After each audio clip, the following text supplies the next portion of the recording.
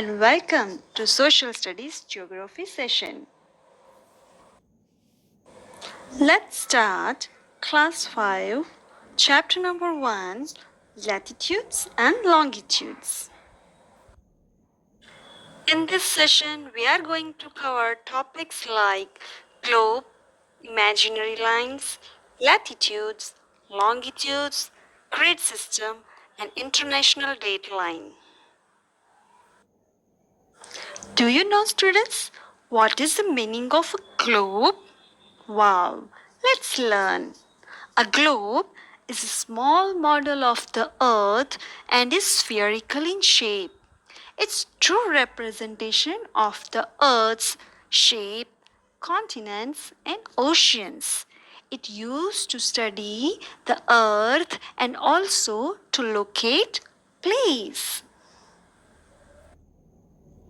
Jojo, I have question for you. Can you answer my question?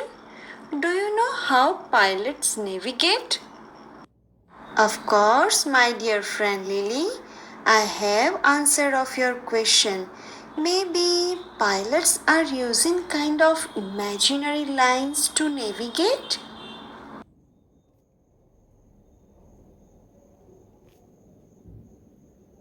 Okay, so students, let's talk about Jojo's question.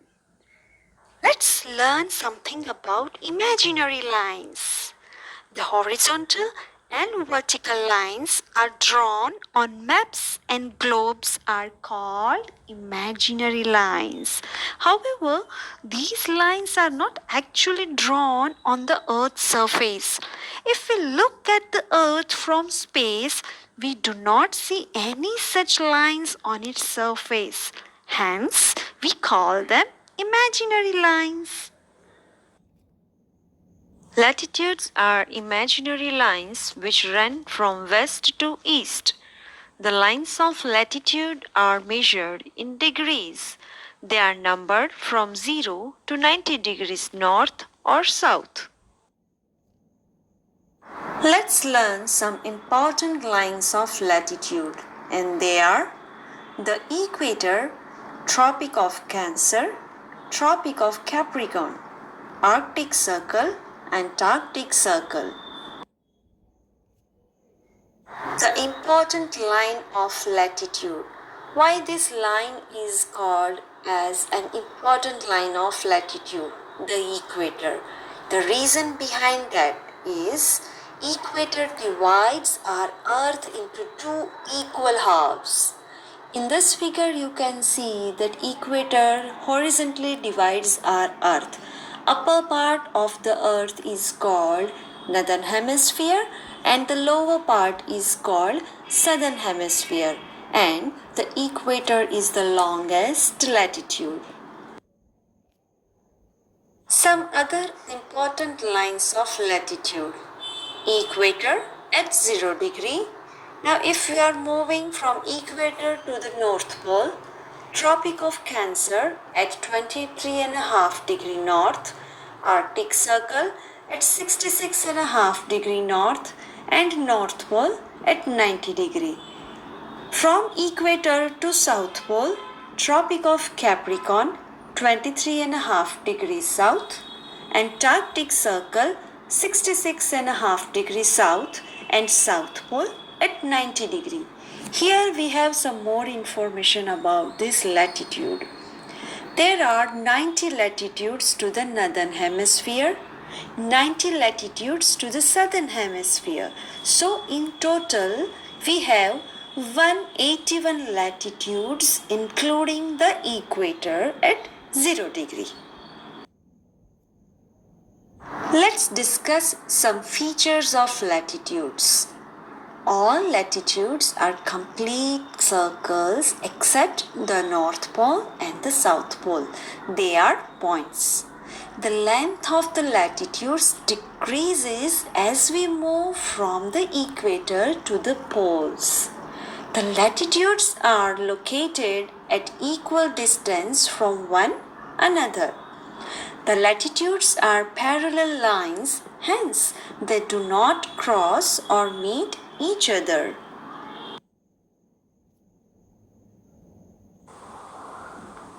So students, as we know that horizontal and vertical lines are called latitudes and longitudes, right? We already learned about horizontal lines that are called latitudes. Now, the vertical lines on a globe or a map are called meridians or lines of longitude.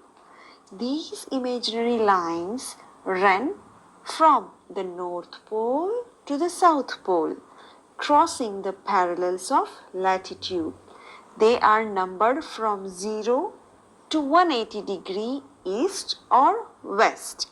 Some important lines of longitude are prime meridian at 0 degree, international date line at 180 degree. Now in this figure you can see the longitude vertically dividing our earth into two equal halves, right? Western hemisphere and eastern hemisphere. Students, just observe this picture. The picture depicts what? Guess? Yes, it's Royal Observatory at Greenwich, London. The picture depicts the Royal Observatory, Greenwich, London. So, the prime meridian at 0 degree passes through the Royal Observatory at Greenwich, London. The observatory played a very important role in the study of the history of sun, moon, stars and planets. The other longitudes are measured from the prime meridian and marked as east or west. Let's discuss some features of longitudes.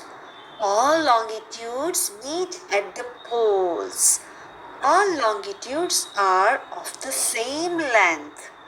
The distance between two longitudes is maximum at the equator. The distance decreases as we move towards the poles. Two opposite meridians form a great circle. There are 180 meridians to the east of the prime meridian and 180 to the west of the prime meridian. The meridians of 180 degree east and 180 degree west are the same. So in total there are 360 longitudes.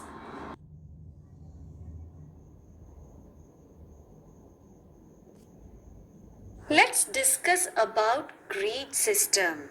Yes, in the picture you can see some vertical and horizontal lines are intercrossing each other, right?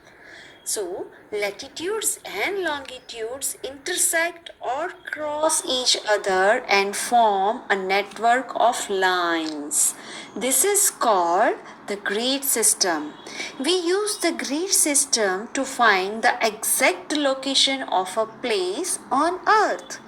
To find the exact position of a place, we need the accurate value of the latitude and longitude which pass through it.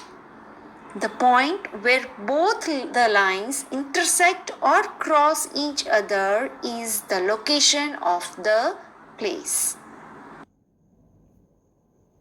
Now, how to find it out the time difference between two longitudes? Longitudes help us calculate time. The earth takes 24 hours to complete one rotation. 1 hour has 60 minutes and there are 360 meridians. So, 24 multiplied by 60 is equal to 1440 minutes. Now, what we need to do? We need to do some calculation like 1440 divided by 360. Then which answer will get? 4. So hence the time difference between two longitudes is 4 minutes. Now how this international dateline plays an important role? Let us discuss. So, When we cross the 180 meridian or the international date line, we gain a day. As in this picture you can see, the 180 meridian separated two calendar dates. It is because of this reason that the places situated in the eastern hemisphere are one day ahead of the places situated in the western hemisphere. Info capsule for all of you. The length of Earth's day is increasing. When Earth was formed 4.6 billion years ago, its day would have been roughly 6 hours long. By 620 million years ago, this had increased to 21.9 hours. Today, the average day is 24 hours long, but is increasing by about 1.7 milliseconds every century. The reason? The moon is slowing down Earth's rotation through the tides that it helps create. Earth's spin causes the position of its tidal ocean bulge to be pulled slightly ahead of the moon earth axis, which creates a twisting force that slows down Earth's rotation.